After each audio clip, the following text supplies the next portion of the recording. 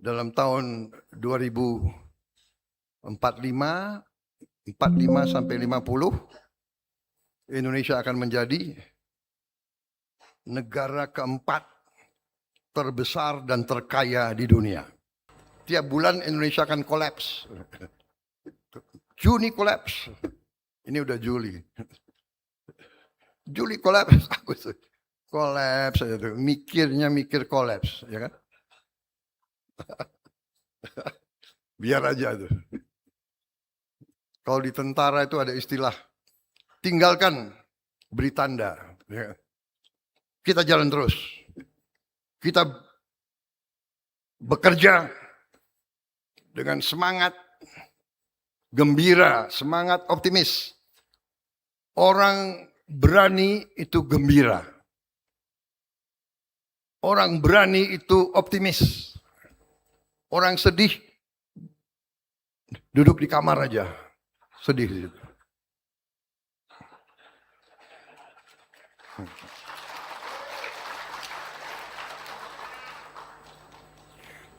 Sebentar lagi kita sudah punya motor nasional. Saya akan launching berapa minggu ini.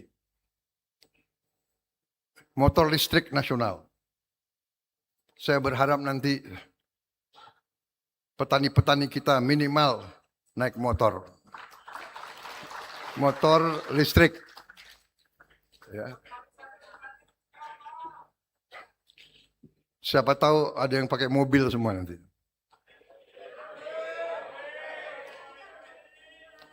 Tapi ada beberapa petani yang sudah lapor ke saya. Dia sekarang sudah libur ke Hong Kong. Saya senang, ya kan?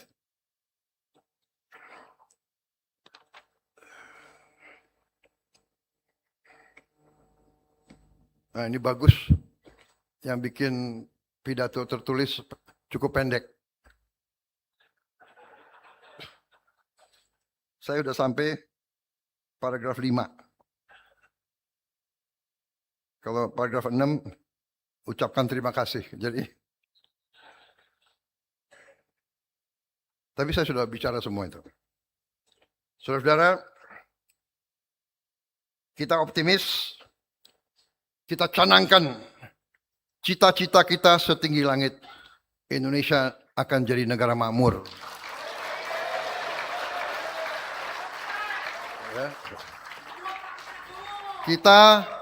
Kita tidak mau bodoh lagi.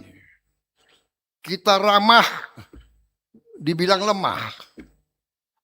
Ya, kita baik, dibilang bodoh. Ya sudahlah. Ya sudahlah. Ya. Kita bersahabat, mau datang ke Indonesia, monggo. Dan semua orang, banyak orang asing senang kalau ke Indonesia. Kita ini bangsa yang ramah. Tapi kita sekarang mau jadi bangsa yang bangkit. Saudara-saudara. Banyak pakar di dunia sudah ramalkan bahwa dalam tahun 2045 sampai 50 Indonesia akan menjadi negara keempat terbesar dan terkaya di dunia.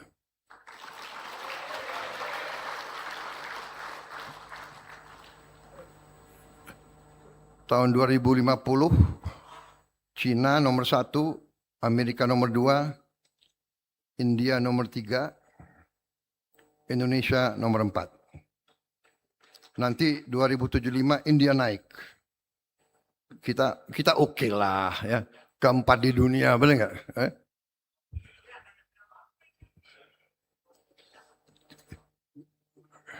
Kita nanti 2050 kita di atas Jepang, di atas Inggris, Brazil, Prancis.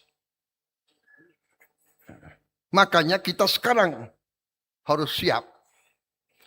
Itu 2050 itu 25 tahun lagi. Jadi anak-anak yang sekarang umur 10 tahun, yang di SD, dia nanti 25 tahun lagi dia 35 tahun. Dia intinya bangsa Indonesia.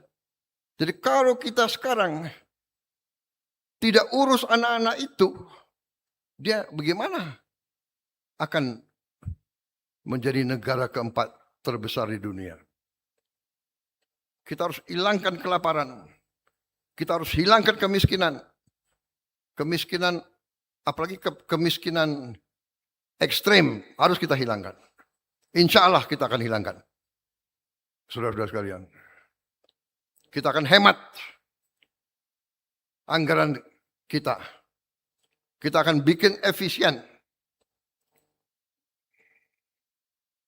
Bila perlu, anggaran pertahanan kita kurangi, anggaran polisi kita kurangi untuk menghilangkan kemiskinan.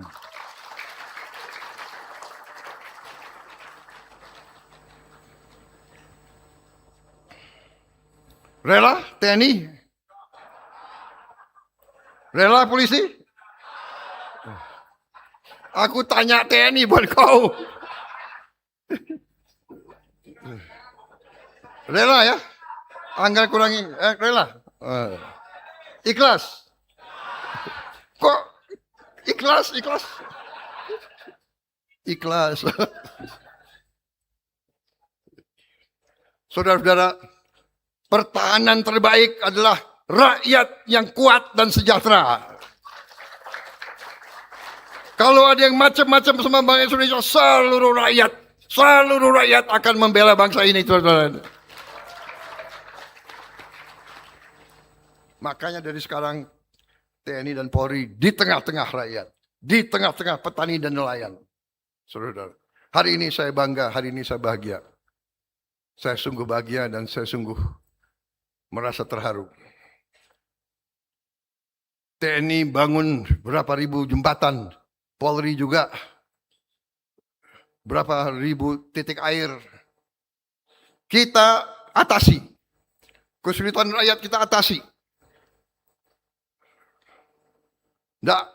Jangan usah terlalu apalah ini prosedur ini apa. Kenapa tentara ikut di sawah? Kenapa polisi ikut nanam jagung? Kenapa? Enggak, ini Indonesia, TNI Polri milik rakyat, kesulitan rakyat harus kita atasi. TNI Polri harus mengatasi kesulitan rakyat. Kau di negara lain itu urusan kau. Enggak usah terlalu banyak urusan kita deh. Benar enggak? Lo juga enggak kasihan sama kita. Benar enggak? Iya kan? Wassalamualaikum warahmatullahi wabarakatuh.